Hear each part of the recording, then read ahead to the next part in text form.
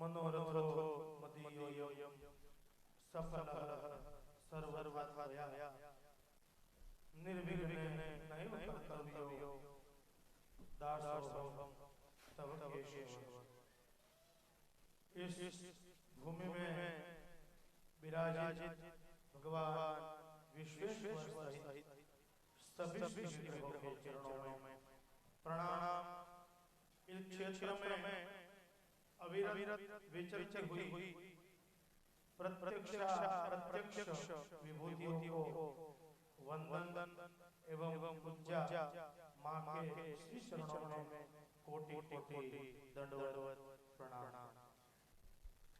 एवं इस पुण्य पवित्र परमात्मा की पुण्य पवित्र भूमि से पुण्य पवित्र परमात्मा की पुण्य पवित्र कथा को पुण्य पवित्र वक्ता के श्री मुख से श्रवण कर रहे सभी श्रोताओं का हार्दिक स्वागत है। सभी को जय जय जयकार।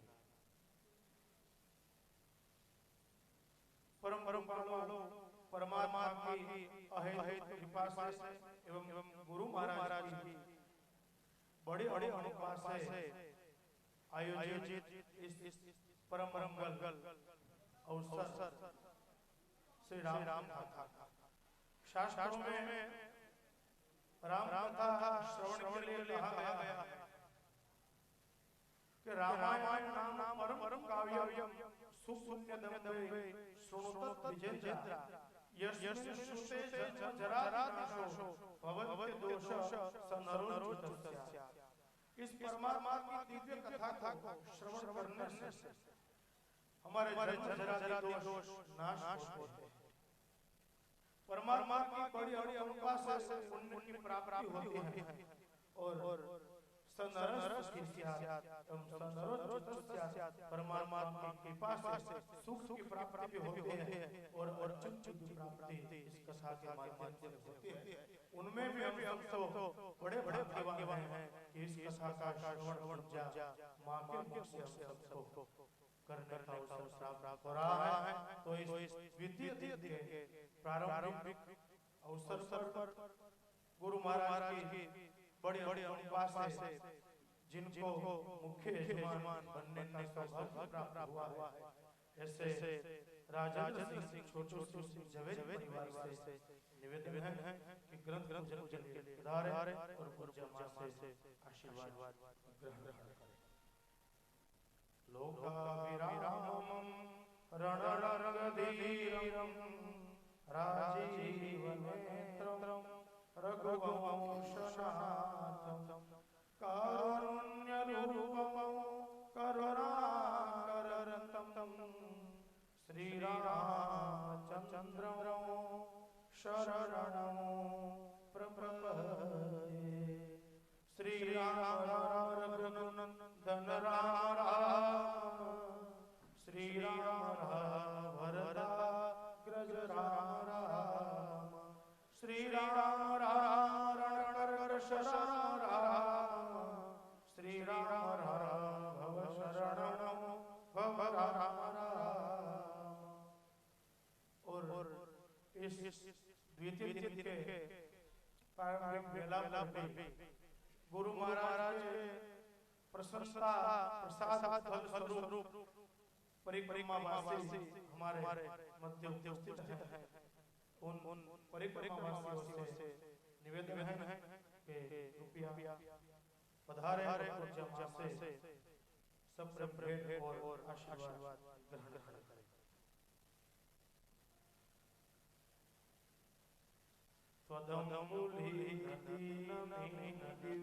दिव्यसम्प्रदायं कलोललोककारं सर्वतीर्थनायकं सुमत्स्यचक्रराशर्मदे त्वदीयपादपङ्कजं नमामि देवि नर्मदे। महाकविनीरपूरपापभूतभूतलं ध्वनसमस्तपातकारितारितापदाचलं जगल्लये महाभये मृकण्डशूलहरिते त्वदीय पाद पंकजं नमामि देवी नर्मदे। पूज्य माँ की आगामी कथा है इस तरह है। 24 फरवरी से 3 मार्च तक श्रीमद् भागवत कथा द्वारकापुरी गुजरात। 19 अप्रैल से 27 अप्रैल तक श्री राम कथा श्री पोखरा हनुमान हरिहर धाम बेला बरगर मोरबी गुजरात। और 12 मई से 19 मई तक श्रीमद् भागवत कथा मनाली हिमाचल प्रदेश में आयोजन हो रहा है। आप सबको उसका भी संदेश मिले से बताया है। और पूज्य माँ की सत्संग वीडियो कथा की जानकारियाँ एवं अभी चलती हुई प्रवृत्तियों की जानकारी के लिए आप आश्रम की अधिकृत यूट्यूब चैनल श्री पोखरा हनुमान धाम को भी सब्सक्राइब कर सकते हैं और सत्संग लाभ प्राप्त कर सकते हैं। विद्यायता सतत सज्जनमानंदम गोविंद प्रसाद परिपाल तत्पराच अन्नेन दोषैः सत्सतिकान् समस्तान् कनकेश्वरी तव श्री शरणं प्रपद्ये। कनकेश्वरी तव श्री शरणं प्रपद्ये। कनकेश्वरी तव श्री शरणं प्रपद्ये। आइए अब हम सुनते हैं श्री पंचमंडल अखाड़ा के महामंडलेश्वर 1008 श्री कनकेश्वरी देवी जी परम पूज्य माँ के श्री चरणों में और प्रार्थना करते हैं कि आज के दिन के मंगलमय सत्संग का प्रारंभ करें पूज्य माँ।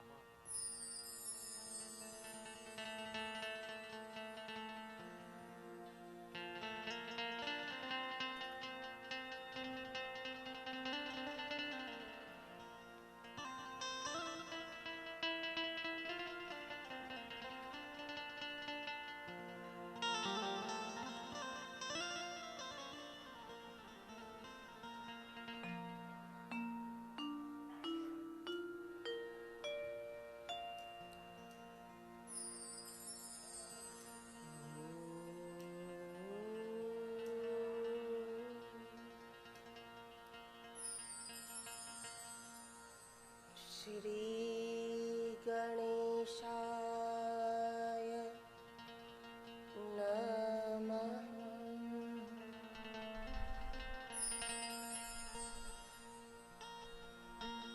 ओम श्री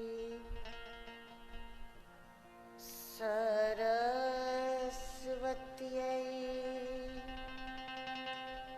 नमः।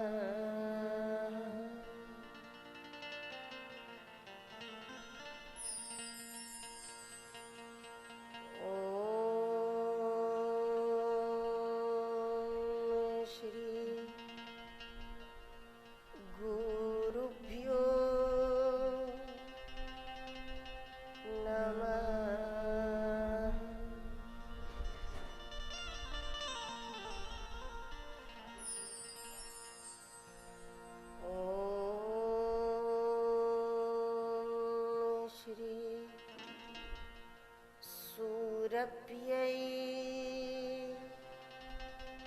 नमः।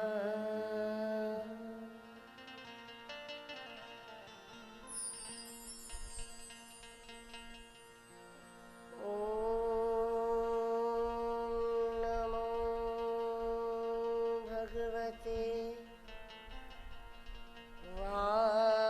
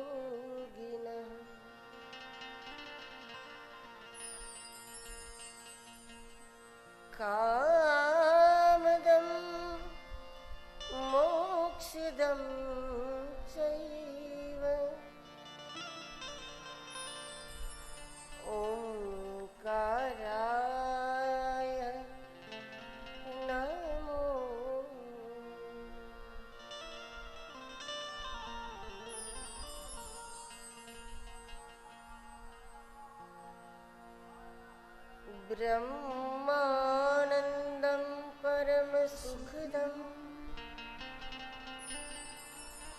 केवलं ज्ञानमूर्तिं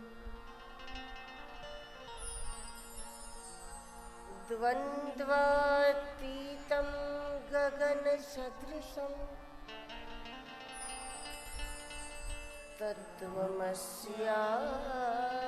तत्त्वमस्यादिलक्ष्यम्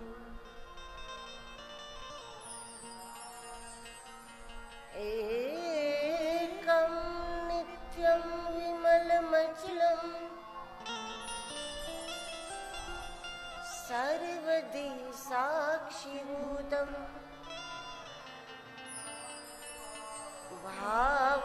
भावातीतं त्रिगुणरहितं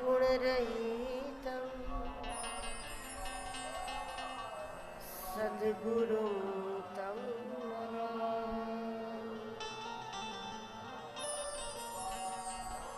त्वमेव माता च पिता त्वमेव बन्धु च सखा त्वमेव विद्या द्रविणं त्वमेव सर्वं मम देव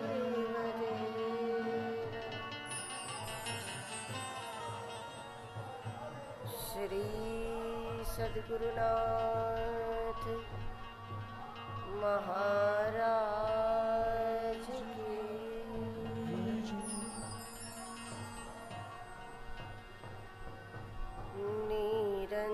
निरंजन रूपा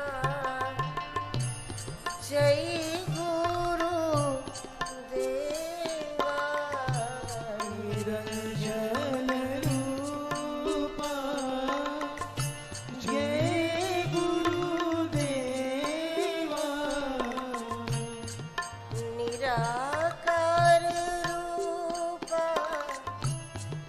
जय गुरुदेवा निराकार रूपा जय गुरुदेवा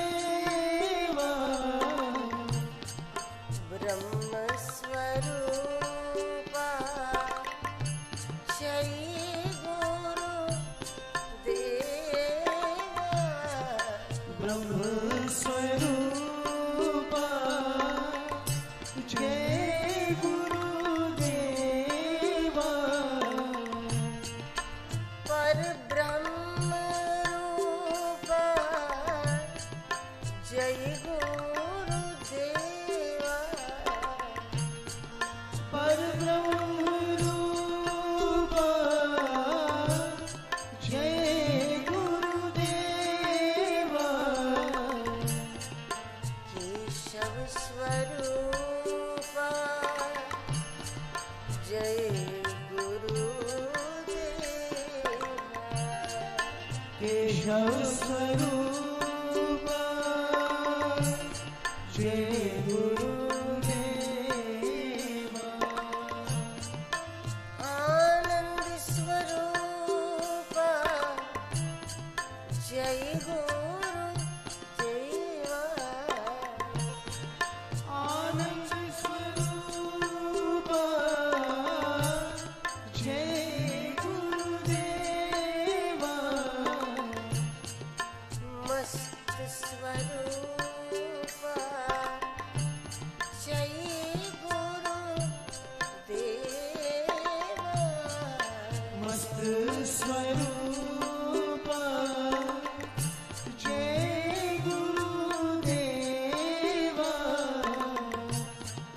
महादेव रूपा जय गुरुदेवा महादेव रूपा जय गुरुदेवा आत्मस्वरूपा जय गुरुदेवा आत्मस्वरूपा स्वरूपा जय गुरुदेवा ज्योति स्वरूपा जय गुरुदेवा ज्योति स्वरूपा जय गुरुदेवा ओंकार रूपा जय गुरुदेवा ओंकार रूपा जय गुरुदेवा अलौकिक रूपा जय गुरुदेवा अलौकिक रूपा जय गुरुदेवा सत्य स्वरूपा जय गुरुदेवा सत्य स्वरूपा जय गुरुदेवा दिव्य स्वरूपा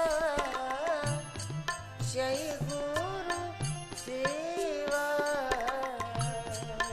दिव्य स्वरूपा जय गुरुदेवा बुद्धि स्वरूपा जय गुरुदेवा बुद्धि स्वरूपा जय गुरुदेवा शुद्धि स्वरूपा जय गुरुदेवा शुद्धि स्वरूपा जय गुरुदेवा शक्ति स्वरूपा जय गुरुदेवा शक्ति स्वरूपा जय गुरुदेवा भक्ति स्वरूपा जय गुरुदेवा भक्ति स्वरूपा जय गुरुदेवा दया स्वरूपा जय गुरुदेवा दया स्वरूपा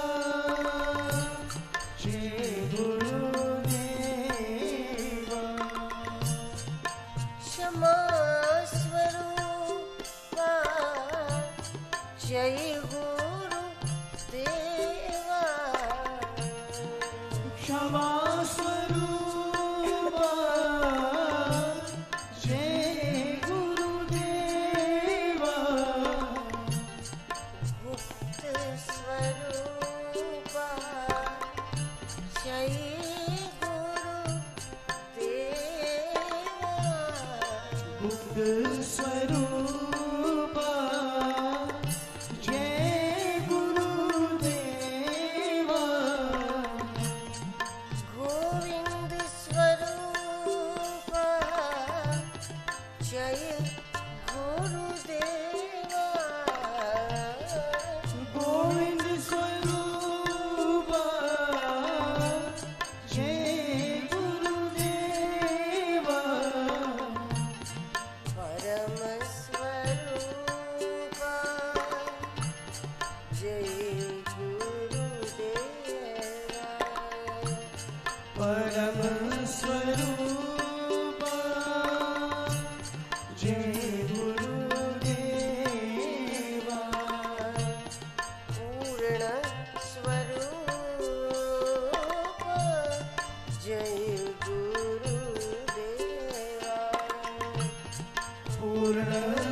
रूपा जय गुरुदेव।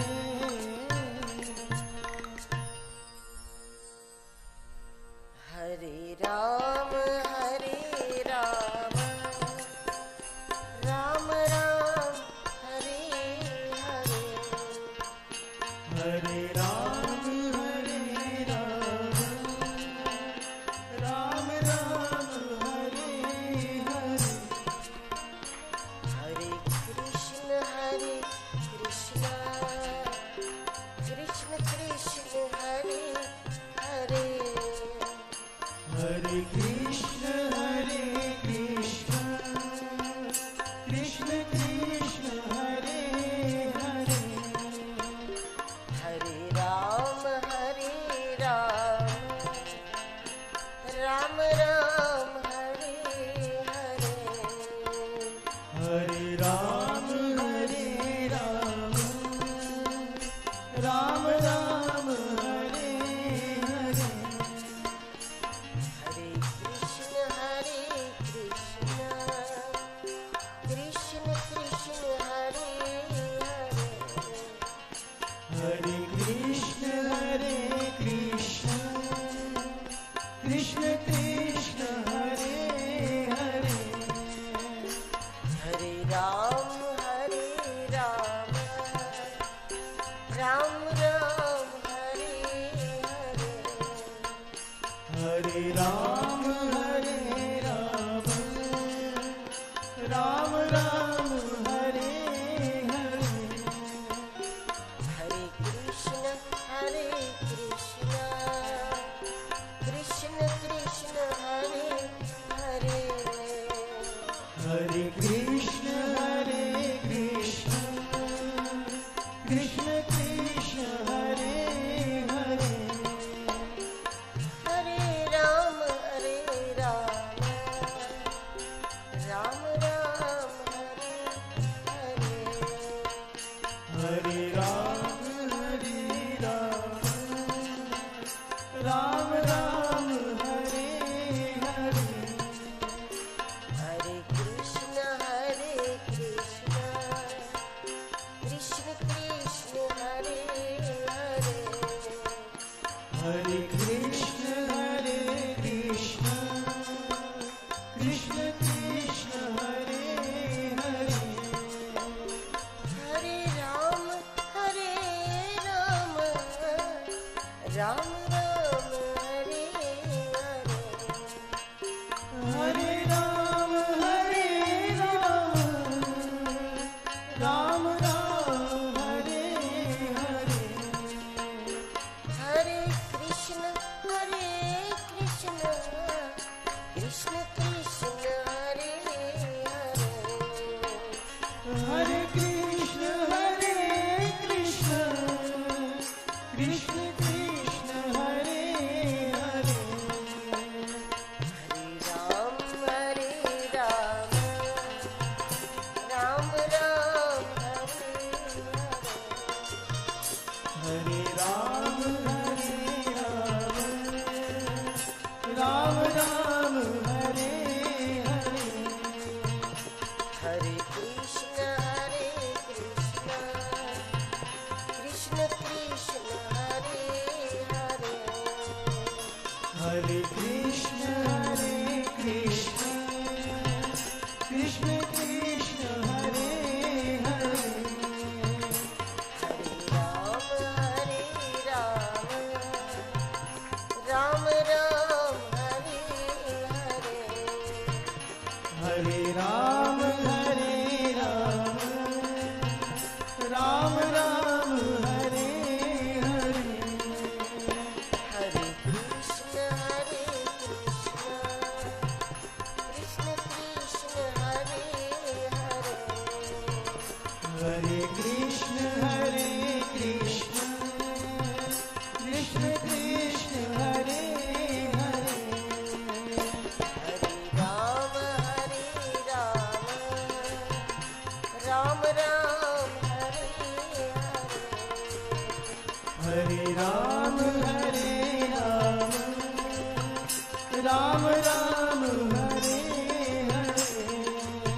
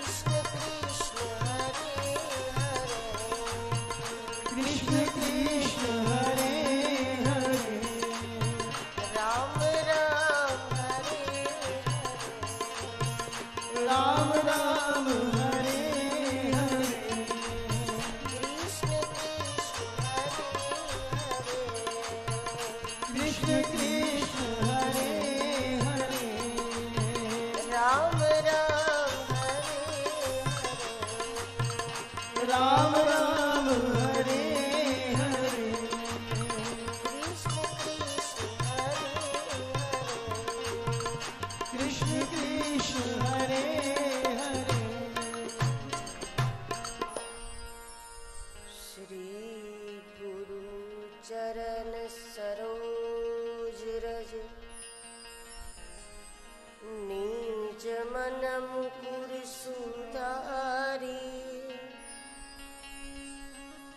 वरनौ रघुवर विमल जस जोदायक फल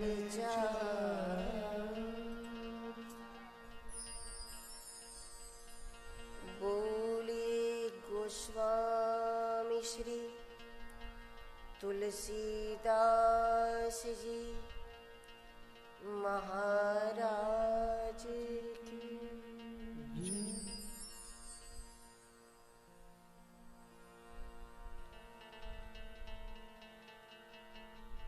श्री भगवान केदारेश्वर की, भगवान श्री कालेश्वर की, पुष्पदंतेश्वर की,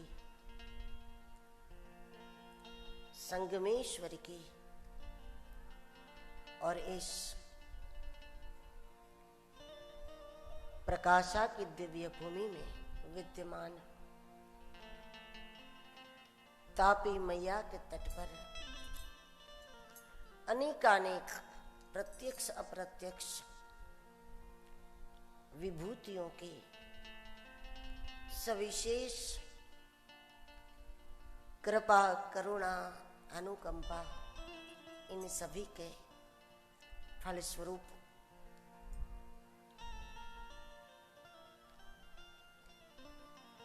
इस कथा के यजमान श्री राजेंद्र सिंह जी के संपूर्ण परिवार की धर्मनिष्ठा, जिसके परिणाम रूप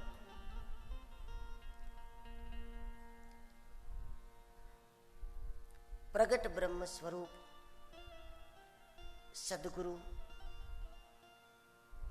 परमार्थ मूर्ति श्री दगाजी महाराज जी के साक्षात सन्निधि में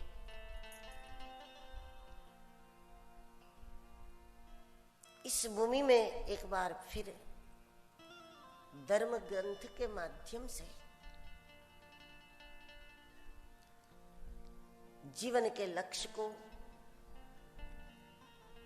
समझने का और प्राप्त करने का हम सब प्रयास कर रहे हैं। जैसा कि आप सब जानते हैं कि इस भूमि में हजारों हजारों यात्रियों का आना प्रतिदिन होता है।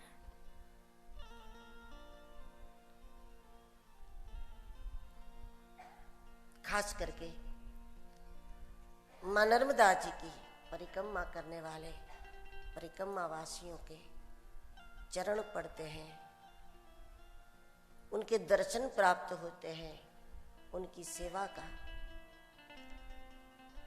अद्भुत लाभ इस भूमि को प्राप्त है।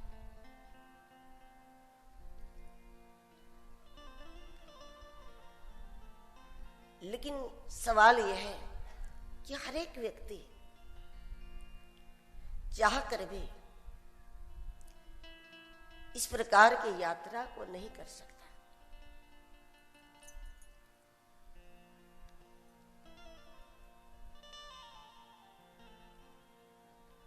कई जन्मों के पुण्य हो, पूर्वजों के पुण्य हो, तब मां नर्मदा जी ऐसा अवसर किसी को प्रदान कर सकती है। लेकिन जब जीवन में संत और सत्संग प्राप्त हो जाता है तो वो व्यक्ति जिसको नर्मदा जी की परिक्रमा का अवसर तो प्राप्त नहीं होता, लेकिन जीवन में संत मिल जाए और सत्संग मिल जाता है तो निश्चित रूप से हम जो जी रहे हैं वो जीवन ही यात्रा बन जाता है।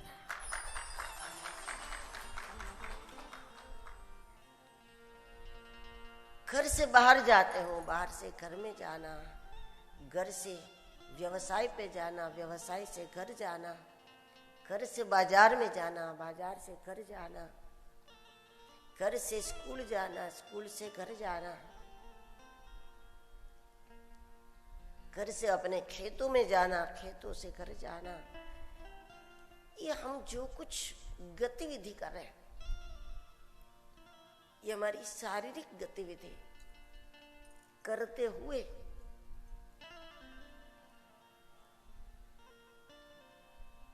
हमारी ये सारी क्रिया ही एक प्रकार से यात्रा में परिणित हो जाए। ये सब कर सकते हैं। इस प्रकार की यात्रा, इस प्रकार की परिक्रमा अगर नहीं करेंगे तो फिर वो वाली परिक्रमा तो अनिवार्य है। जन्म लेना, मरना, जन्म लेना, फिर मरना, फिर जन्म लेना, फिर मरना। और निश्चित रूप से नर्मदा जी की परिक्रमा वैसे कठिन तो है, लेकिन नर्मदा जी की परिक्रमा यात्राओं में हम जो यात्रा करते हैं ये परिक्रमाएं इतने कठिन नहीं है, उससे करोड़ों गुनी कठिन अगर कोई है तो वो जन्म मृत्यु वाली परिक्रमा है।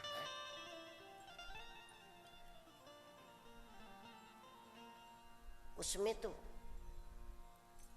कष्ट के अलावा कुछ भी नहीं है। यात्रा में तो कष्ट के साथ साथ कृपा का अनुभव भी होता है। एक दो नहीं, सारे के सारे परिक्रमा वासियों का यह अनुभव है कि नर्मदा जी की यात्रा करते हुए, परिक्रमा करते हुए उनको कहीं ना कहीं कृपा का अनुभव होता है, दर्शन होता है। माँ भोजन करा देती है, कहीं वस्त्र दे देती है, कहीं ओढ़ना, कहीं बिछाना, कहीं ना कहीं किसी न किसी रूप में। ये अनुभव तो सबको होता है। नर्मदा जी की परिक्रमा में कष्ट के साथ कृपा का अनुभव भी होता है, लेकिन जन्म मृत्यु वाली जो परिक्रमा है उसमें तो केवल कष्ट है और कुछ भी आता नहीं।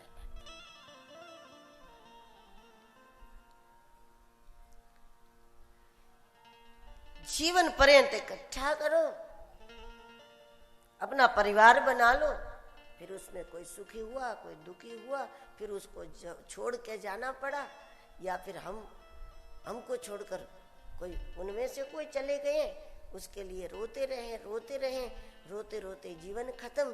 फिर दूसरे जन्म में फिर वही बात, नया कुछ भी नहीं। फिर बनाना, फिर परिवार बनाना, फिर बहुत कुछ बिगड़ना, बहुत कुछ ठीक हो जाना, फिर उसको छोड़ के जाने का दुख या उसके जाने का दुख। इसी तरह रोते रोते ही ये केवल दुख है।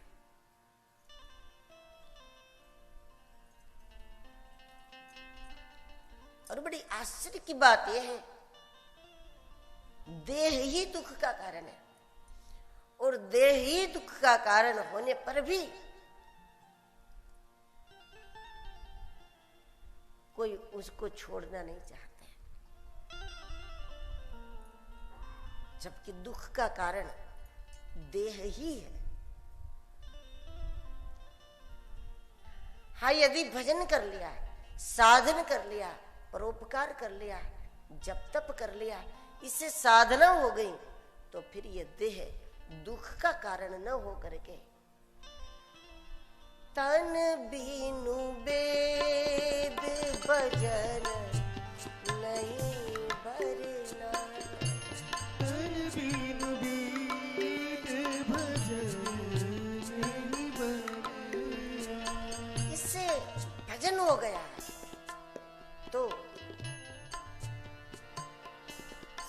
साधन धाम मोक्ष कर द्वारा, साधन धाम मोक्ष कर द्वारा, पाइन तेहि परलोक सवारा, आई न जेहि परलोक सवारा।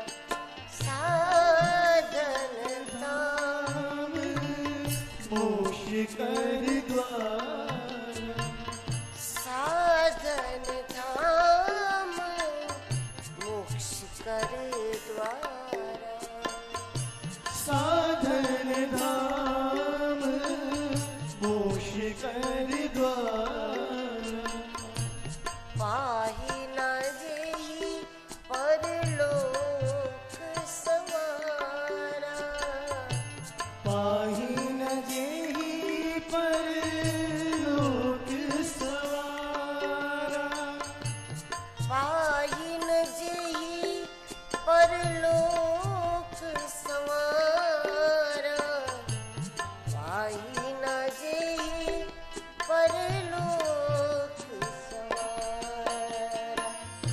साधन धाम मोक्ष कर द्वारा, मोक्ष कर द्वारा, मोक्ष कर द्वारा, मोक्ष कर द्वारा। मोक्ष कर द्वारा। तब तो साधन धाम है, मोक्ष का दरवाजा है, मोक्ष की खिड़की है। मनुष्य शरीर मोक्ष की खिड़की है।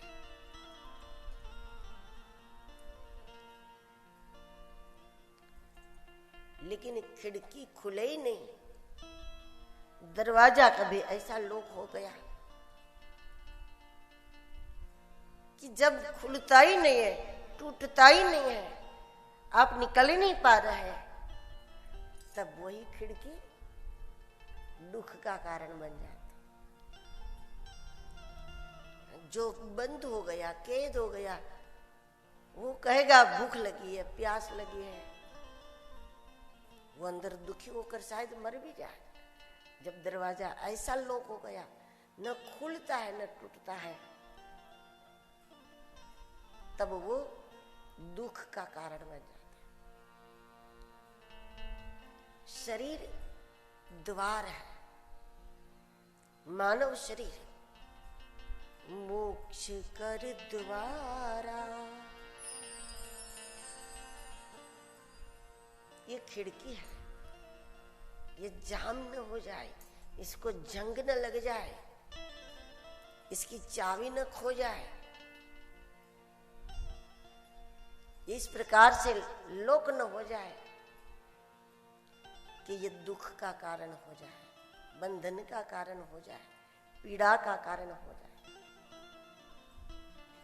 दरवाजा इजीली खुलने वाला चाहिए कि हम जब चाहे खुल जाए, अच्छे से खुल जाए, आसानी से खुल जाए।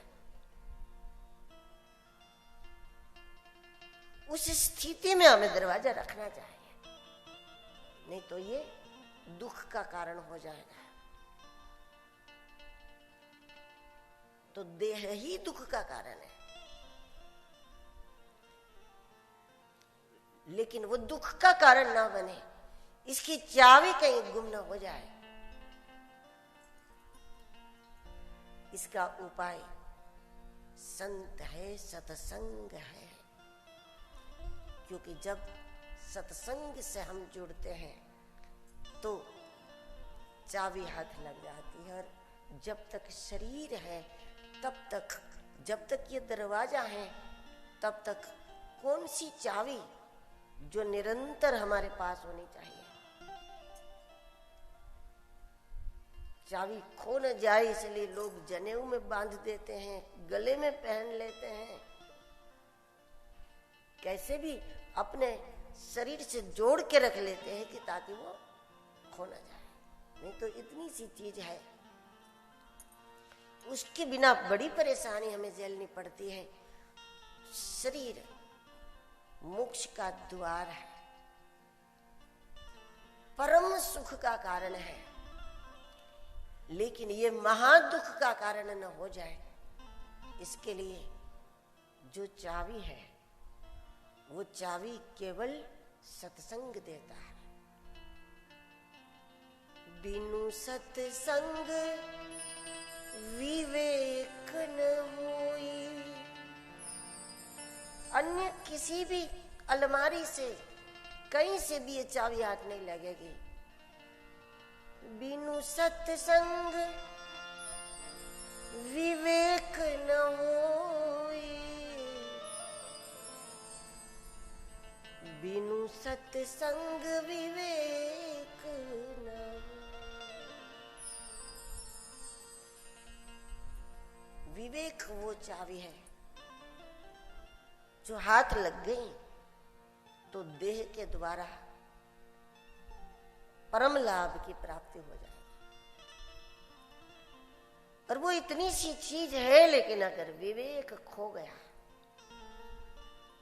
अविवेक आ गया, अविद्या आ गई, अहंकार आ गया,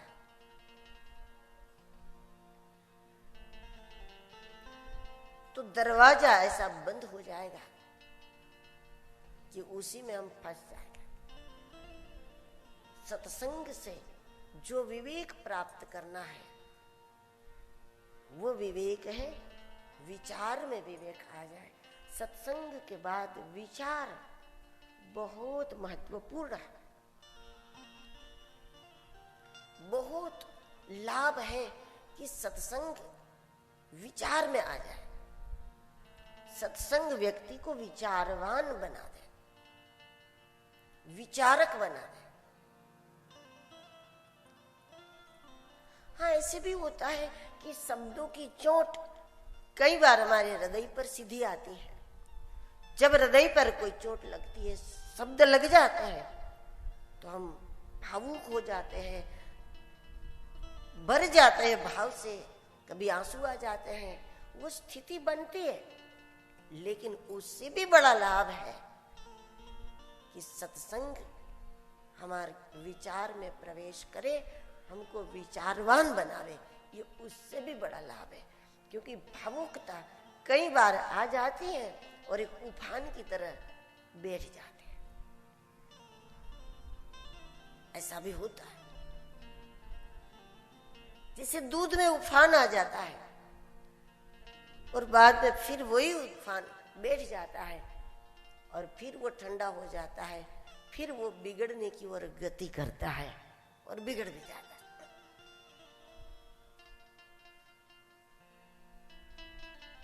कभी कभी कुछ सुनकर, कुछ लोगों से मिलकर, कुछ संतों से मिलकर, उनकी बातों को सुनकर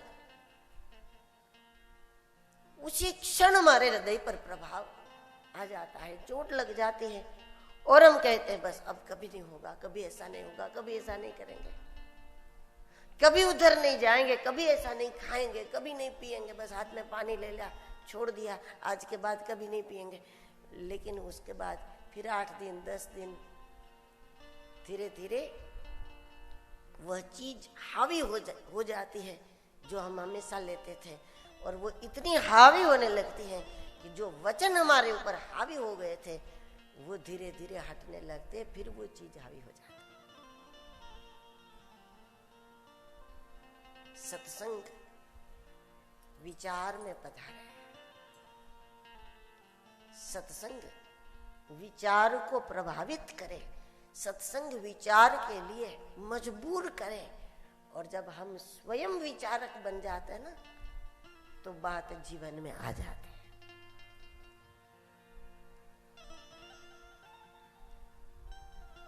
ये विवेक है। सत्संग का विचार में आ जाना विवेक है।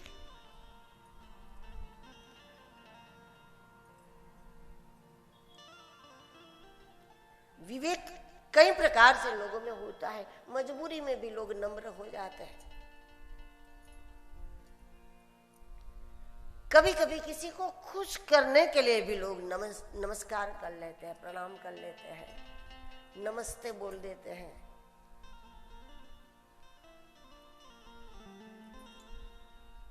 लेकिन लाभ होता है जिस विवेक से, वो है विचार विवेक।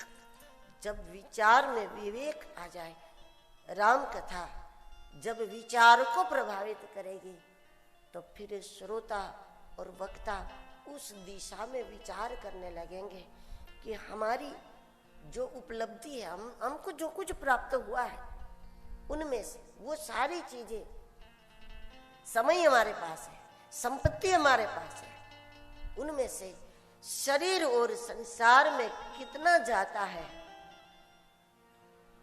विचारवान व्यक्ति होगा तो शरीर और संसार के पीछे कम से कम ऊर्जा लगाएगा। विवेकवान व्यक्ति का समय, विवेकवान व्यक्ति की संपत्ति शरीर और संसार के लिए कम से कम जितनी आवश्यकता हो उतनी।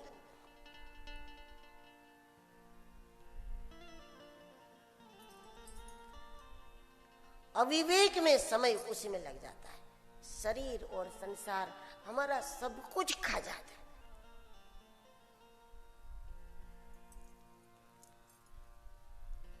सबको लगता है, अभी कुछ ही समय पहले 10 साल के थे और कितने कैसे हो गए, 40 के, 50 के, 60 के, 70, 80 के कैसे हो गए। अभी कुछ ही समय पहले तो यहाँ खेलते थे हम लोग। ऐसा सबको लगता है। समय, संपत्ति हमारी अधिकांश उपलब्धियां है जो बहुत पुण्य करके हमने कमाया है। पिछले जन्म में कुछ धर्म कर्म, कुछ पुण्य करके इस जन्म में शरीर मिला, संपत्ति मिली, समय मिला, लेकिन हमारी अधिकांश चीजें शरीर और संसार खा जाते हैं। आजकल तो लोग 12 बजे तक गुड मॉर्निंग बोलते हैं। सुबह ही उसकी है, 12 बजे भी उसकी सुबह, क्योंकि 10-10 बजे तक तो उसको सूर्य का दर्शन भी नहीं होता, वो बाहर भी नहीं होते। कब उठते हैं, कब बाहर आते हैं। दिन की शुरुआत ही 12 बजे से हो जाते हैं। बहुत कम समय, बहुत कम घंटे सूर्य का दर्शन कर पाते हैं।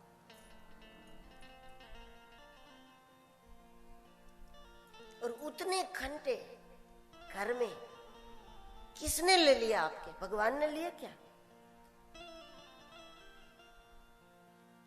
उतने घंटे आपके ले लिए केवल और केवल देह ने, शरीर ने ही ले लिया।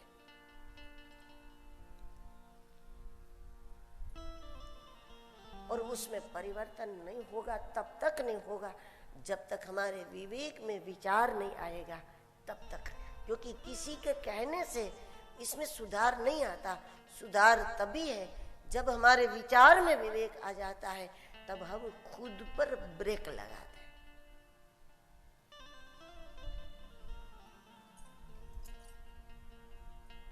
इस शरीर के लिए हमें कभी इसकी गिनती करनी चाहिए, कभी कैलकुलेशन लगाना चाहिए कि जितने घंटे हमारे पास 24 घंटे हैं, उनमें से कितने घंटे शरीर के लिए लगते हैं, कितने घंटे संसार के लिए, कितने घंटे फालतू बातों में निकल जाते हैं। उसकी हमें गिनती करनी चाहिए। लेकिन ये गिनती ही विवेक विचार है।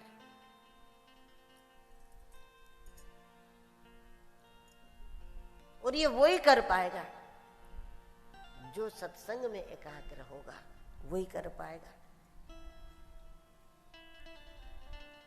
कमाओगे कहां से, मिलेगा कहां से? वो तो हर कोई सोचते हैं कि यहाँ से मिलेगा, वहां से मिलेगा, यहाँ से मिलेगा, इस धंधे से मिलेगा, उस धंधे से मिलेगा, तो सब सोचते। लेकिन हमारी उपलब्धि का कितना प्रतिशत कौन कौन सी दिशा में जा रहा है, उस पर हमारा विचार अगर नहीं बना तो अर्थ अनर्थ करेगा।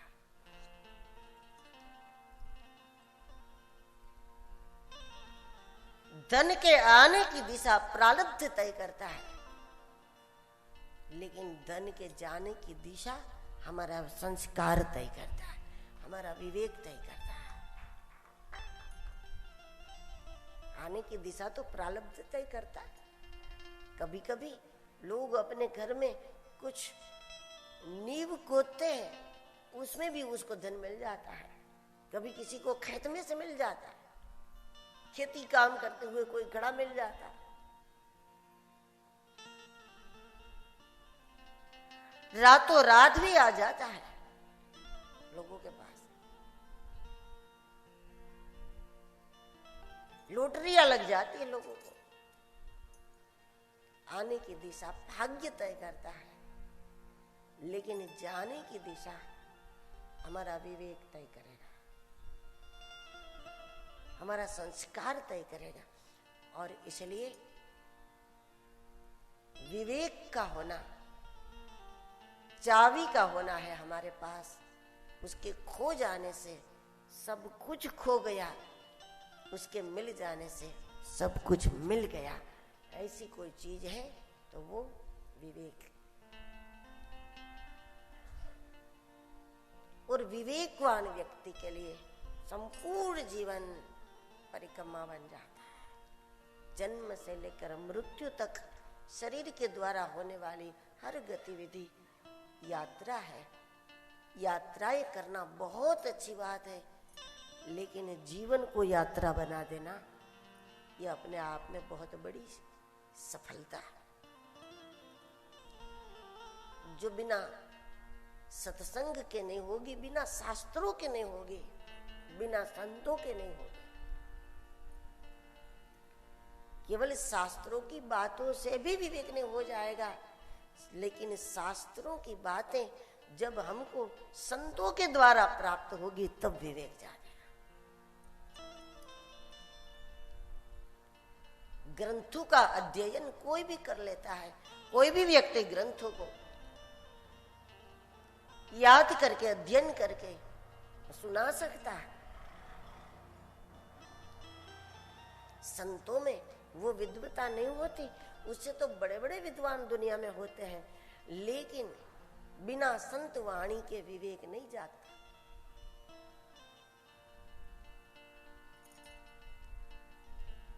गोस्वामी जी के द्वारा प्राप्त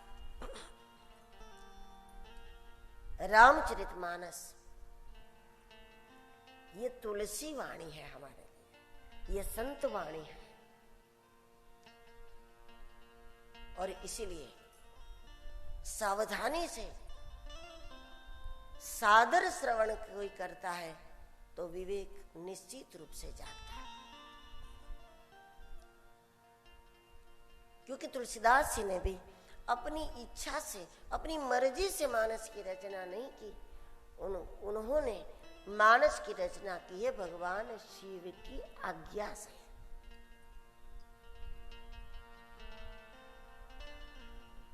स्वयं तुलसीदास जी ने इसको स्पष्ट किया। शंभु प्रसाद सुमति शंभु प्रसाद सुमति रामचरित मानस कवि तुलसी रामचरित मानस कवि तुलसी रामचरित मानस कवि तुलसी रामचरित मानस कवि तुलसी रामचरित मानस कवि तुलसी शंभु प्रसाद सुमति शंभु प्रसाद सुमति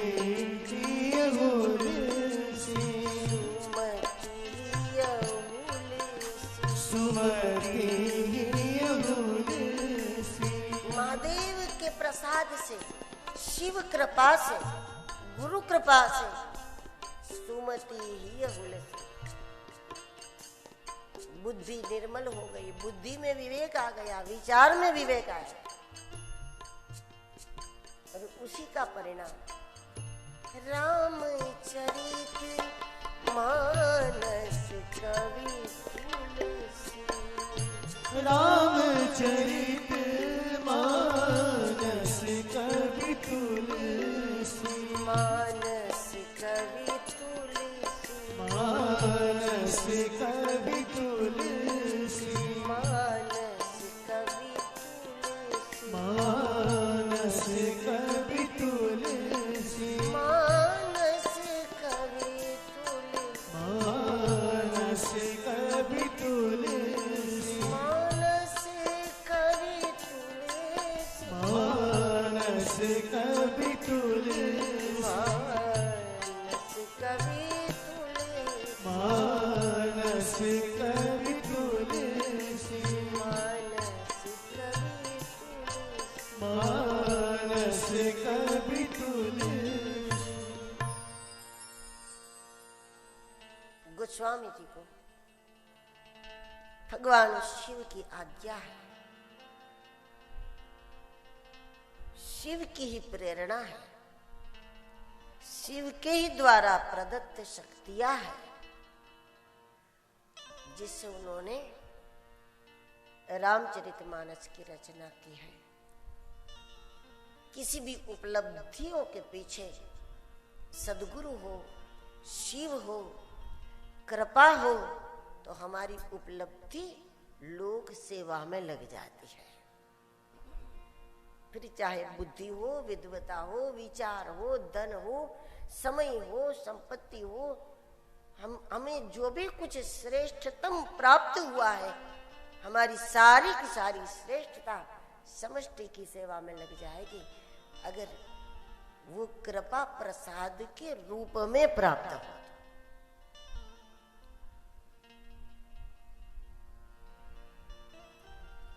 शंभु प्रसाद सुमति ही अहुलसी। तुलसीदास जी को जो भी कुछ प्राप्त है जीवन में, सब कुछ शिव प्रसाद के रूप में उन्हें प्राप्त हुआ।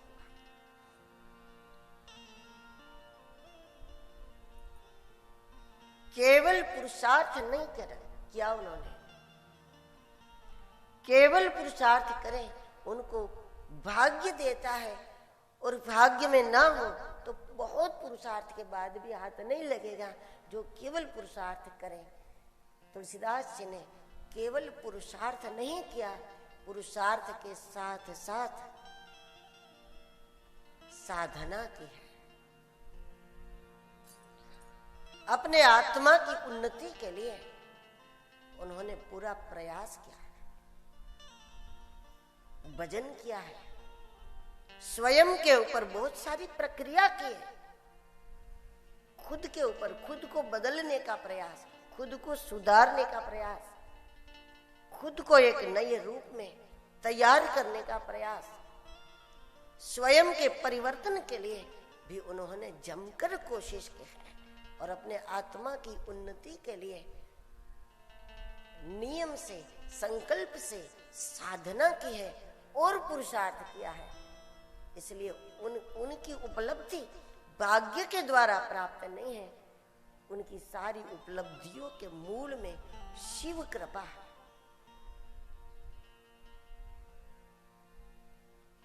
जब कृपा व्यक्ति को समृद्ध करती है तो उसको वो चीजें भी प्राप्त हो जाती है जो भाग्य में नहीं थी, क्योंकि कृपा सबसे ऊपर है।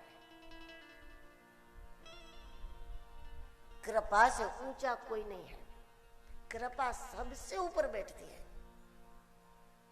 जो वस्तु भाग्य में न हो, जो वस्तु 7 जन्म में अभाग्य में न लिखी हो, वो चीज भी जब कृपा हो जाती है तो वो अपने आप सहज ही में वो चीज प्राप्त हो जाती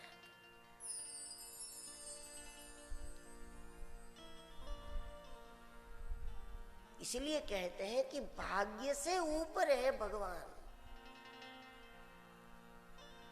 भरोसा कर उसका इंसान, भाग्य से ऊपर है भगवान। संतों की कृपा, गुरु कृपा, शिव कृपा, ये सब भाग्य से बहुत ऊपर है। जो चीज भाग्य नहीं देता वो चीज भी कृपा प्रदान कर देती है। इस प्रकार जीवन पूर्ण हो जाता है, जीवन समृद्ध हो जाता है, व्यक्ति तृप्त हो जाता है, अपने आप में तृप्त होता है कि मुझे सब कुछ मिल गया, अब कोई अपेक्षा नहीं, अब कोई इच्छा नहीं, अब कोई महत्वाकांक्षा नहीं। व्यक्ति अपने आप में तृप्त हो जाता है जब कृपा उसको देता है। तुलसीदास जी ने पुरुषार्थ नहीं किया, ऐसा नहीं, उन्होंने शुरू में ही कह दिया, नाना पुराण निगमागम सम्मतम यद रामायणे निगदितम क्वचिदन्यतोपि। पुराणों का, शास्त्रों का अभ्यास किया है मैंने, ऐसा कहा उन्होंने। ऐसा नहीं कि पुरुषार्थ नहीं किया, लेकिन पुरुषार्थ का भरोसा नहीं किया, भरोसा भजन का किया। पुरुषार्थ किया लेकिन भरोसा भजन का किया। क्योंकि पुरुषार्थ बहुत करने के बाद भी वो चीज तो नहीं हाथ लगेगी जो भाग्य में नहीं है, लेकिन भरोसा तो वो चीज भी देता है। साधु संतों से, गुरुजनों से मार्गदर्शन प्राप्त करके तुलसीदास जी ने साधना की है, अपनी आत्मोन्नति के हर उपाय कर लिया है उन्होंने, और साथ साथ शिव की आराधना की है। इन सभी के फलस्वरूप तुलसीदास जी को जो प्राप्त हुआ है, इसलिए वो स्वयं कहते हैं, शंभु प्रसाद सुमति शंभु प्रसाद सुमति रामचरित मानस कवि तुलसी, रामचरित मानस कवि तुलसी, रामचरित मानस कवि तुलसी, मानस कवि तुलसी, मानस कवि तुलसी। तुलसीदास जी के पास कवि होने का कोई सर्टिफिकेट नहीं है, लेकिन कवित्व शक्ति है। कुछ लोगों के पास सर्टिफिकेट होता है, शक्ति नहीं होती, तो फर्जी सर्टिफिकेट बनवा लेते लोग, फर्जी डिग्रियां उसको मिल जाती हैं। तो डिग्री तो होती है लेकिन वो शक्ति नहीं होती। जबकि संतों के पास डिग्री नहीं होती, शक्ति जरूर होती। रामचरित मानस कवि तुलसी, रामचरित मानस कवि तुलसी, रामचरित मानस कवि तुलसी, रामचरित मानस कवि तुलसी, रामचरित मानस कवि तुलसी, मानस कवि तुलसी, मानस कवि तुलसी, मानस कवि तुलसी, मानस कवि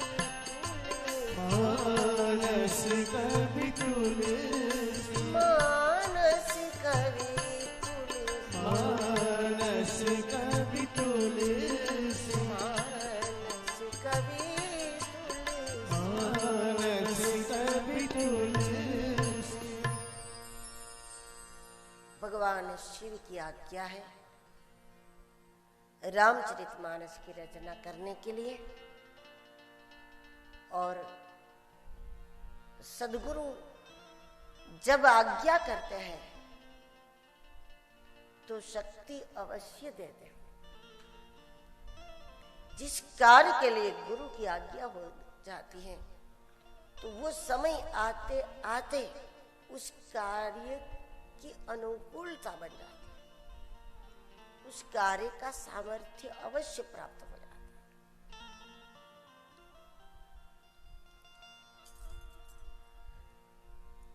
सद्गुरु आज्ञा तभी देंगे जब उनको सामर्थ्य देना हो।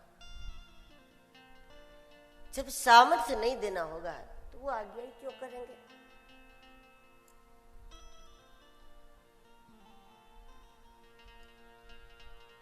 तो जब गुरु आज्ञा हो जाती है तो व्यक्ति को अपनी क्षमता पर, अपनी शक्ति पर संदेह नहीं करना चाहिए। जब कार्य कठिन लगता हो, असंभव ही लगता हो कि दुनिया में कोई नहीं कर सकता ये, वो काम भी एक सच्चा शिष्य कर लेता है। जो काम गुरु ने न किया हो वो काम एक सच्चा शिष्य कर लेता है। लेकिन इसका मतलब ये नहीं कि वो गुरु से आगे निकल गया, जो गुरु नहीं कर सका वो उसने कर लिया। नहीं, गुरु स्वयं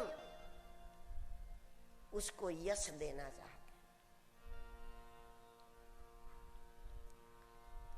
अपने हाथों से न करके गुरु शिष्य के हाथों से कई बार ऐसे अद्भुत काम, ऐसा ऐतिहासिक काम, अकल्पनीय काम जो शिष्य के हाथ से करा लेते हैं। और लोग कहेंगे जो गुरु नहीं कर सका वो शिष्य ने करके दिखाया। लेकिन शिष्य जानता है कि मैंने जो कुछ किया वो उन्हीं की कृपा से किया है।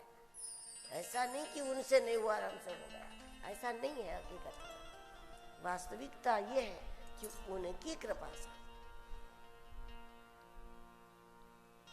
अपने हाथ से न करके वो शिष्य के हाथ से करते हैं, उसको यश देते हैं। तुलसीदास जी भी यही मानकर रामचरितमानस की रचना करते हैं। और उन्होंने कहा भी कि भगवान शिव ने मानस की रचना तो करके रखी थी, मैंने तो केवल प्रकाशन किया है इसका। जब किसी ने कोई ग्रंथ लिखकर तैयार किया है, पूरी तरह से तैयार है,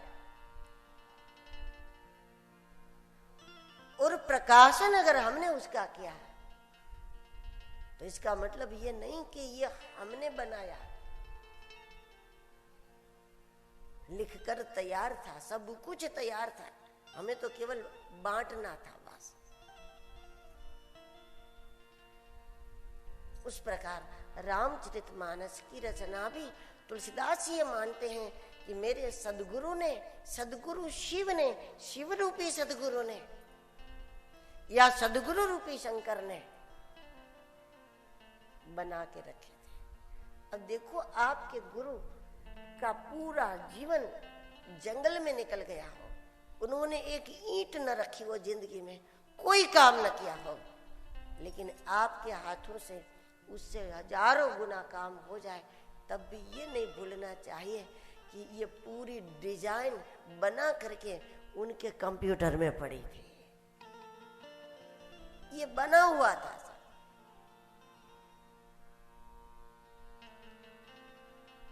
हमने तो केवल उसको प्रकट किया, जो बना हुआ था उस पे पर्दा डाला था, हमने तो केवल पर्दा हटाया। रची महेश निज मानस राखा।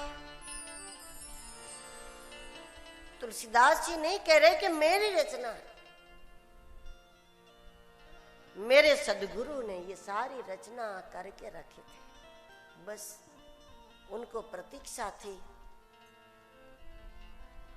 कि वो हमारे हाथ से कराना चाहते थे। तो हमारा शरीर हमारा निमित्त बना, लेकिन ये सारी रचना उनकी।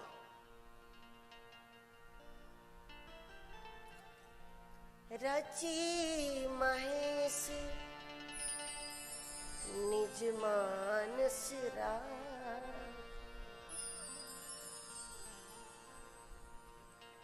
पाई सुसमय शिवासन भाखा, पाई सुसमय शिवासन भाखा।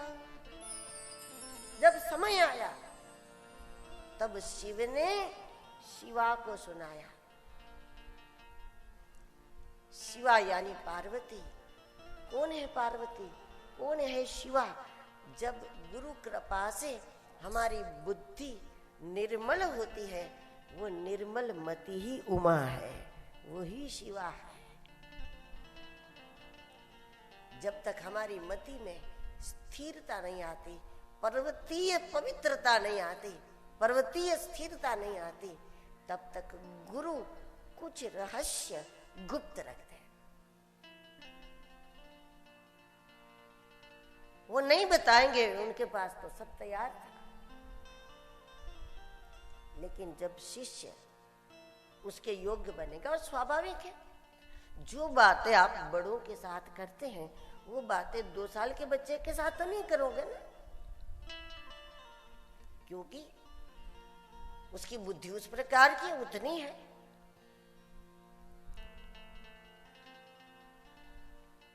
तो वो बात तो आप 2 साल के बच्चे से नहीं करोगे कि इस साल 2 लाख रुपए बच गए हैं तो कहाँ लगाना चाहिए। वो बात 2 साल से बच्चे से तो करोगे नहीं आप। हमारी बुद्धि जब शिवा बन जाती है, पार्वती बन जाती है, तब हमारे लिए गुरुवाणी शिववाणी बन जाती है। तब हमारे सदगुरु हमारे लिए शंकर बन जाते हैं और ऐसी धारा हमें प्रदान कर देते हैं जिससे न केवल हमारा कल्याण होता है बल्कि विश्व का कल्याण हो जाता है।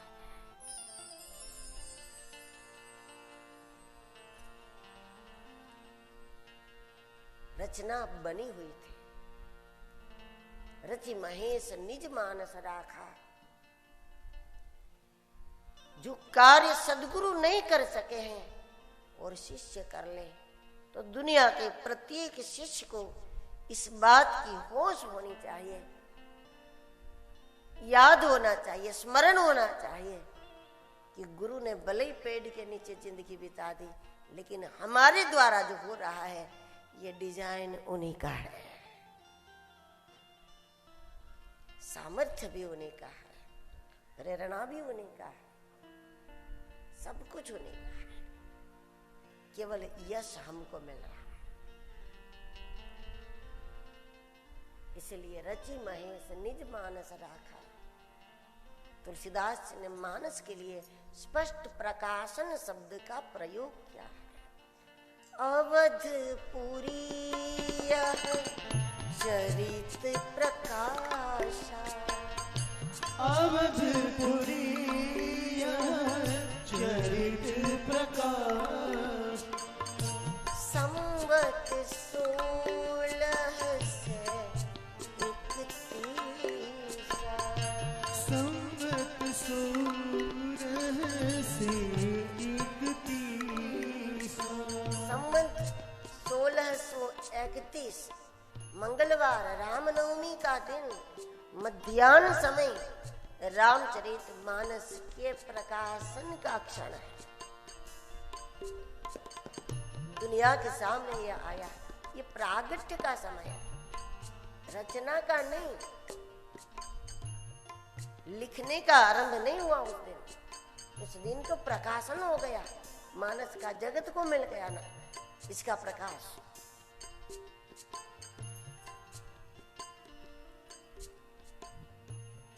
यदि कोई पूछे कि मानस की रचना का टाइम क्या है, ये तो बताओ, तुलसीदास जी कहेंगे वो हम कैसे बता सकते हैं, क्योंकि उसके रचयिता हम है नहीं।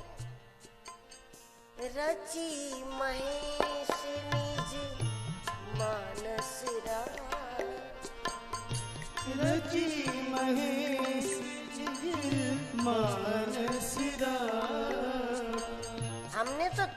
दुनिया के सामने इसका प्रकाश किया, जब सदगुरु ने हमारी बुद्धि में इसका प्रकाश किया, तब हमने दुनिया के सामने इसका प्रकाश किया। लेकिन इसका आरंभ कब हुआ वो तो केवल महादेव जानते।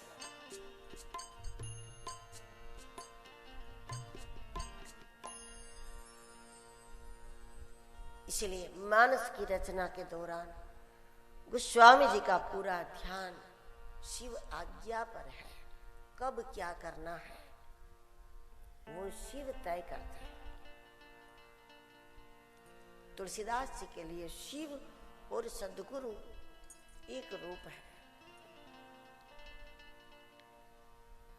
सद्गुरु और शिव को तुलसीदास जी ने दो नहीं माना।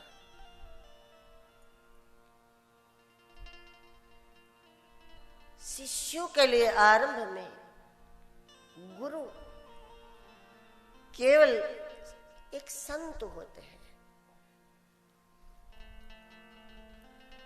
धीरे धीरे शिष्य समर्पित होता जाता है, स्वयं को शिष्य मानता है और उनको संत न मानकर गुरु मानने लगता है। और वो कहता है संत तो बहुत है दुनिया में, लेकिन मेरे गुरु ये है। तब वो गुरु मानने लगता है। लेकिन आगे चल करके जब सद्गुरु के बताए मार्ग से शिष्य संयम पूर्वक साधना करे तो बुद्धि शिवा बन जाएगी शिष्य की, और उसके बाद गुरु के द्वारा वो सूत्र मिलेंगे। शिष्य को लगेगा कि ये गुरु नहीं बोलता, ये साक्षात महादेव बोल रहा है। तब वो शिव बन जाता है। स्थिति शिष्य की बदलती है, उसके साथ साथ उनके लिए गुरु का दर्शन बदलता है।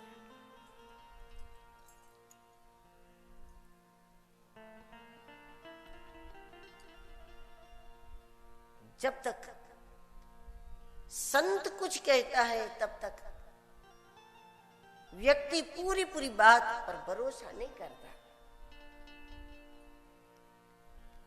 जब उसको गुरुवाणी मिलने लगती है तब कुछ आज्ञा वो भाव से तो कुछ आज्ञा भय से भी शिरोमान्य करता है। अच्छा तो नहीं लगता, लेकिन गुरु ने कहा तो करना पड़ता है। इस तरह से कई कार्य हमारे ऐसे होते हैं, कई हमारे व्यवहार ऐसे होते हैं कि हमें वो करना अच्छा नहीं लगता, लेकिन गुरु ने कहा कि आज तो एकादशी रखनी ही है, आज कोई अन्न खाएगा नहीं। अब उस दिन उसको मजा तो नहीं आएगा, लेकिन गुरु ने कहा है, क्या करें। तो इस प्रकार पालन होता है। लेकिन जब गुरु में शिव दर्शन होने लगता है तो उसके बाद शिष्य की अपनी सारी सोच समाप्त हो जाती है। वो सोचना ही बंद कर देता है। उनको वही करना है जो उनको कहा जाए। करिष्ये वचनम तब हो जाता है।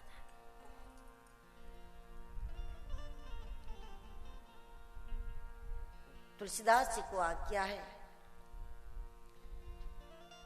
कि मंगलाचरण के बाद कथा अपनी मातृभाषा में रखो। अवधी भाषा में रखो। संस्कृत के महान पंडित होते हुए भी तुलसीदास जी ने राम कथा संस्कृत में न रख करके हिंदी भाषा में रखी।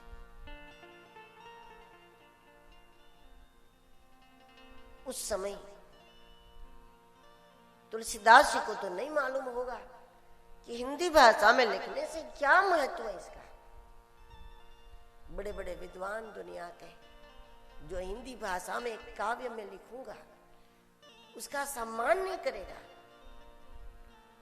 उसका कोई महत्व नहीं माना जाएगा। उस समय तो इसका क्या महत्व होगा अगर संस्कृत में नहीं लिखा तो। शिव आज्ञा थी, इसलिए तुलसीदास जी ने कुछ भी नहीं सोचा, बस करिष्ये वचनम तव, हमें तो वही करना है जो उनकी आज्ञा है। लेकिन जो आज्ञा गुरु की होती है वो हजारों हजारों वर्ष के बाद भी लोक कल्याणकारी साबित हो जाती है। अगर राम कथा भी पूरी की पूरी संस्कृत भाषा में होती तो सब लोग इसको अपने जीवन में चरितार्थ नहीं कर पाते।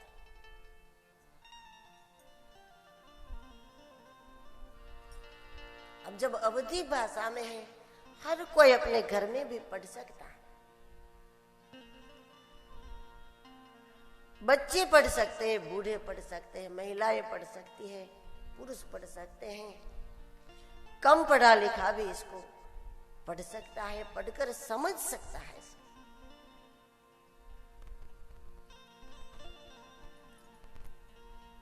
तुलसीदास जी की इस रचना के द्वारा अधिक से अधिक लोगों का कल्याण हो,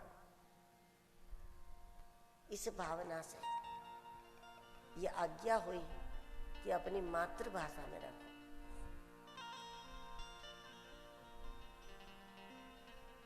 और जब मानस की रचना हुई उस समय विद्वानों ने, पंडितों ने, संस्कृत के बड़े बड़े पंडितों ने इसको आसानी से नहीं स्वीकारा।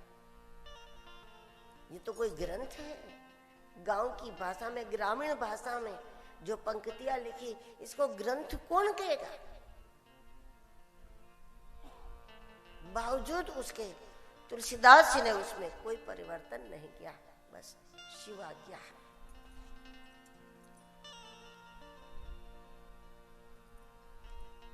और उसका परिणाम आज हम सब देख रहे हैं। ये जैसे भगवान राम का जन्म जगत के मंगल के लिए हुआ, उसी प्रकार रामचरितमानस का जन्म भी जगत के मंगल के लिए हो गया।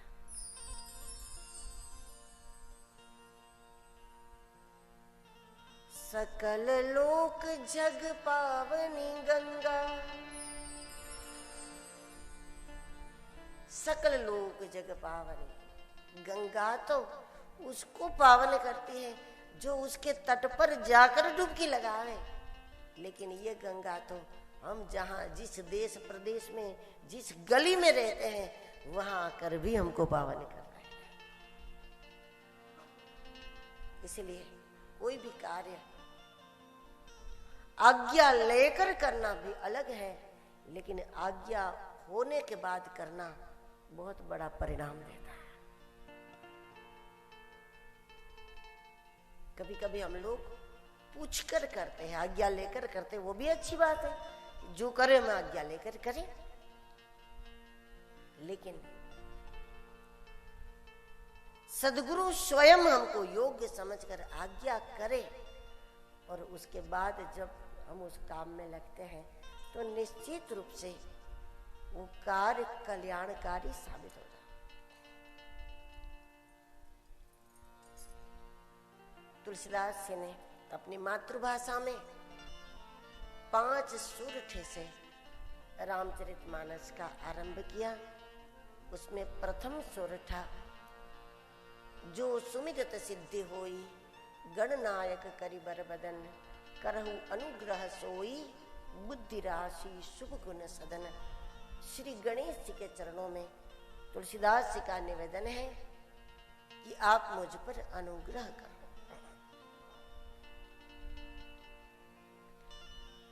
प्रथम श्लोक में श्री गणेश को नमन कर लिया था, यहां प्रथम सोरठा है, तो फिर से भगवान गणेश का स्मरण किया।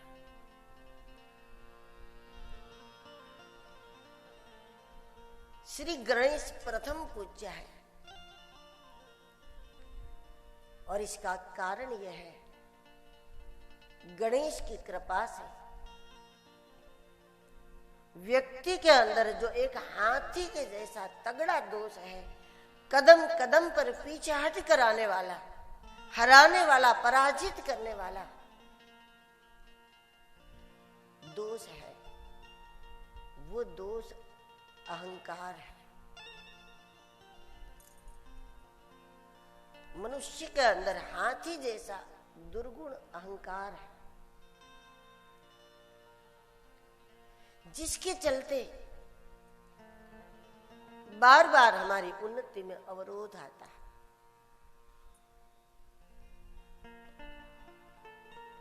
अहंकार पूर्वक रहने वाला व्यक्ति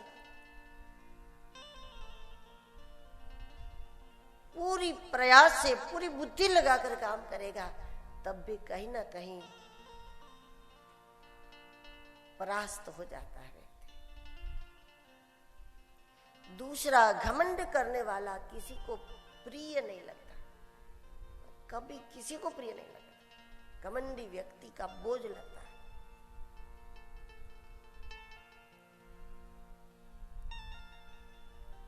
अहंकार में व्यक्ति स्वयं से ही प्रभावित होता है, और जो व्यक्ति खुद से प्रभावित होगा वो प्रभावहीन हो जाएगा।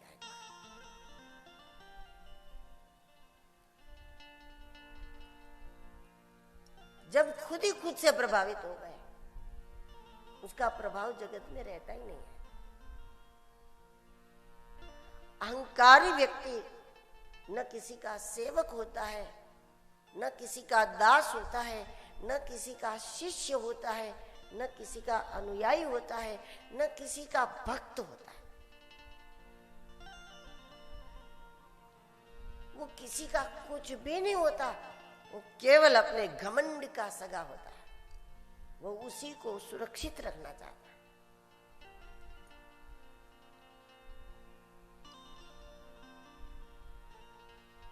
अपनी खूबियों का, अपनी उपलब्धियों का जिसको अभिमान हो, वो खुद ही खुद से मर जाता है। ऐसे व्यक्ति को मारना भी नहीं पड़ता, वो खुद ही मर जाता है, खुद से ही दब जाता है। उसकी बुद्धि उसके नाश का कारण बन जाती है। आपने जितने भी पुराण सुने होंगे, पढ़े होंगे, सभी पुराणों में करीब करीब राक्षसों की कथा आएगी, दुष्टों की कथा आएगी। कृष्ण है तो कंस है, रावण है, महिषासुर है। प्रत्येक पुराणों में त्रिपुरासुर, तारकासुर, असुरों की बातें सुनी होगी, लेकिन एक भी कथा ऐसी नहीं होगी कि कोई असुर कभी बीमार हुआ हो। ऐसी कोई कथा है कि रावण को जुकाम हो गया,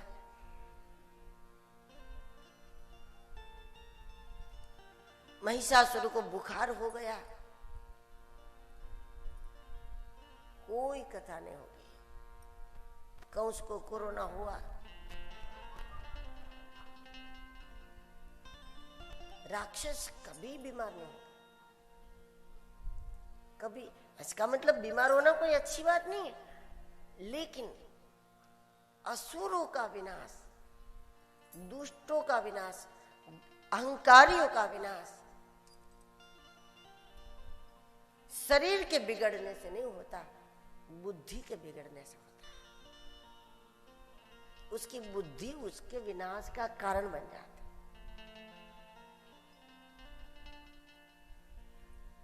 अन्य उपाय वो कर लेता है, शरीर को कैसे स्वस्थ रख ले। अगर बिगड़ा तो वो कैसे भी, कितना भी खर्च वो कर सकते हैं और वो अपने आप को सुरक्षित रख सकते हैं। शरीर के बिगड़ने से उसका नाश नहीं होता, बुद्धि के बिगड़ने से उसका नाश होता। उसकी बुद्धि उसके विनाश का कारण बन जाती है।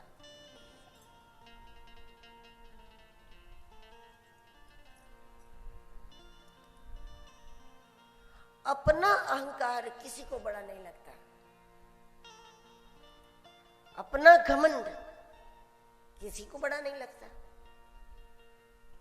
कोई कहेगा कि आप घमंडी हैं, तो आप कहोगे नहीं, हम कहाँ घमंड कर रहे हैं, हम तो सबसे अच्छा व्यवहार कर रहे हैं, अच्छे से बातचीत कर रहे हैं, हम कहाँ घमंड कर रहे हैं। अपना घमंड किसी को नहीं दिखता, अपना घमंड छोटा दिखता है हमेशा। औरों का अहंकार हम सबको बड़ा लगता है।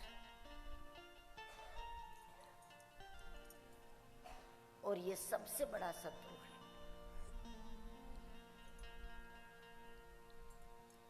हर बात का अहंकार हो जाता है, बुद्धि का, विद्वता का, धन का, नम्रता का, अपनी सात्विकता का, अपनी सज्जनता का, उसका भी घमंड बन जाता है।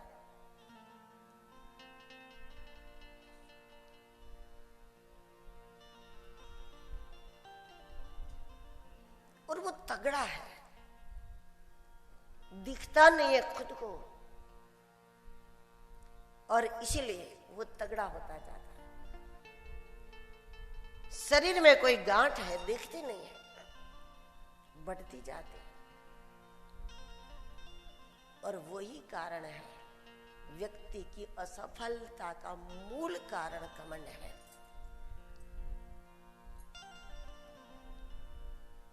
वो हाथी के समान है। और भगवान श्री गणेश उसकी आराधना करने वाले को धीरे धीरे धीरे इतना नम्र बना देते हैं कि व्यक्ति अपने आप को एक तिनके के समान मानने लगता है। ये जीवन एक तिनके के जैसा है, एक दुर्वा के जैसा है, इस तिनके के समान है। हम कर क्या सकते हैं? एक तिनका क्या कर सकता है?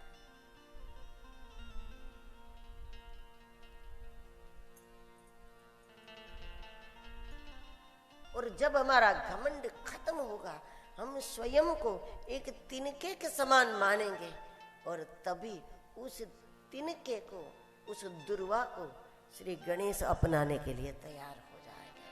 हम दुर्वा जैसे हो जाते हैं, तब गणेश के हम प्रिय हो जाते हैं।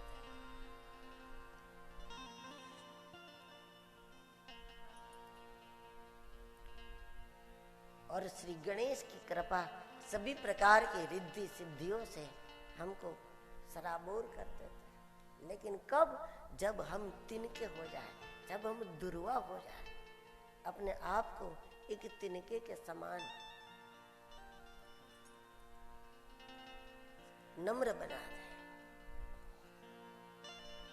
करहु अनुग्रह सोई, बुद्धि राशि शुभ गुण सदा।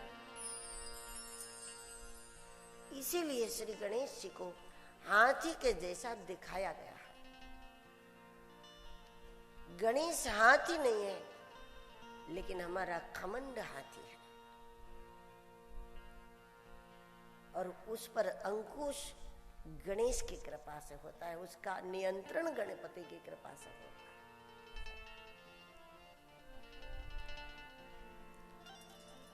दूसरे सोरठे में भगवान सूर्यदेव को नमन किया, भगवान सूर्यदेव के चरणों में निवेदन किया।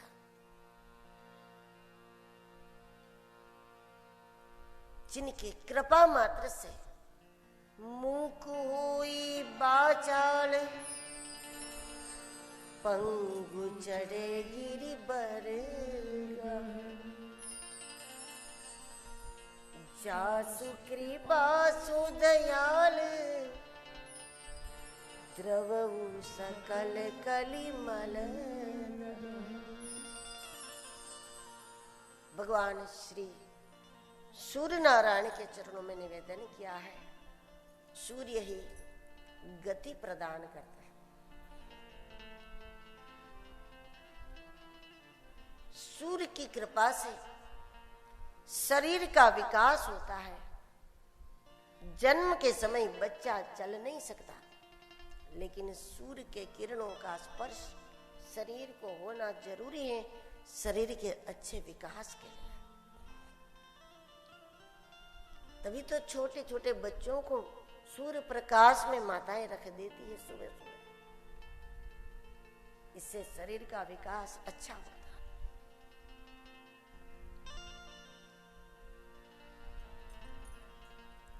सूर्य जगत की आत्मा भी है, सूर्य जगत के पिता है।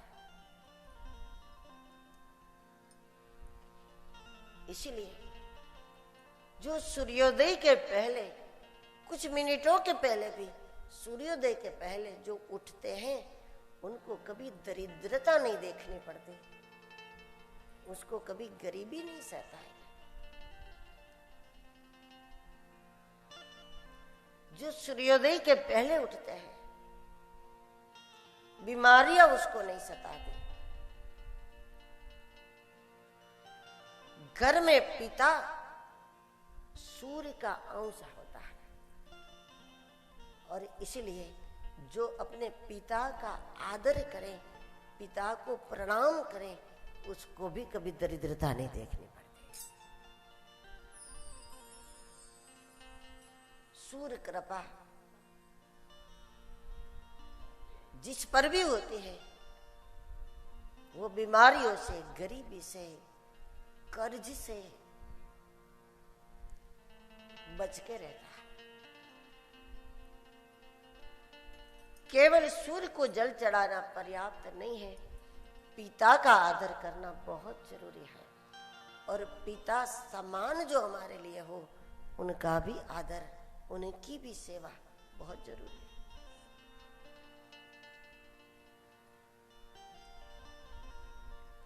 सूर्यदेव के चरणों में तुलसीदास जी का निवेदन है, आपकी कृपा से हमें गति मिलती है, लेकिन आप मुझ पर दया करें, कृपा नहीं दया करें, क्योंकि विकास हो गया शरीर का, गति हम कर सकते हैं, लेकिन जाए कौन सी दिशा में यही नहीं पता।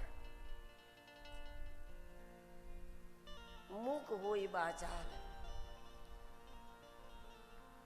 आपकी कृपा से मनुष्य बोल सकता है, लेकिन हम तो केवल बोलने नहीं लगे।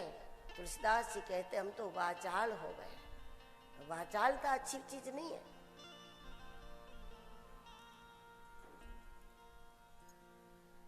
आपकी कृपा से गूंगा बोल सकता है, छोटा बच्चा नहीं बोल सकता, लेकिन सूर्य कृपा से धीरे धीरे वो बोलने सीखता है।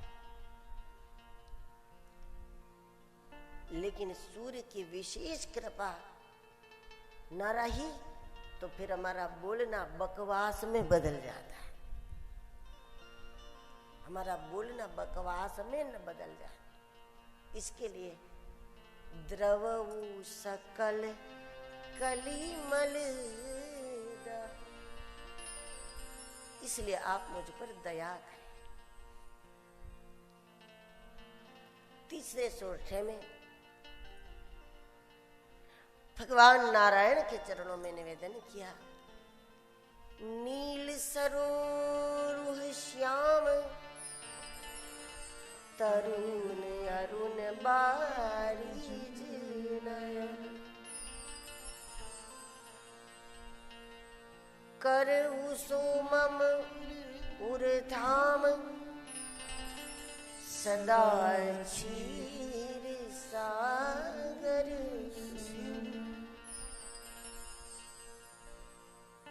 नील सरोरुह श्याम, जिनका रंग नीला है, भगवान का, नारायण का रंग नीला है। ये कैसे पता चला? जो भी चीज अनंत होती है उसका रंग नीला दिखने लगता है, और हरि अनंत है। नदियों का जल, समुद्र का जल जब पात्र में लेकर देखो, कटोरी में भर के देखो तो नीला नहीं है, लेकिन समुद्र को देखो तो नीला नजर आएगा, आकाश को देखो तो नीला नजर आएगा। और आकाश की ओर कितने भी ऊपर जाओ, कितने भी उठो, कितने भी ऊपर जाओ, आपको कहीं भी नीला रंग नजर नहीं आएगा। कोई नीले रंग की वस्तु आपको हाथ नहीं लगेगी आकाश में, उड़ के देखो तो। लेकिन नीचे से देखो तो अनंत ऊंचाई है, इसलिए नीला नजर आएगा।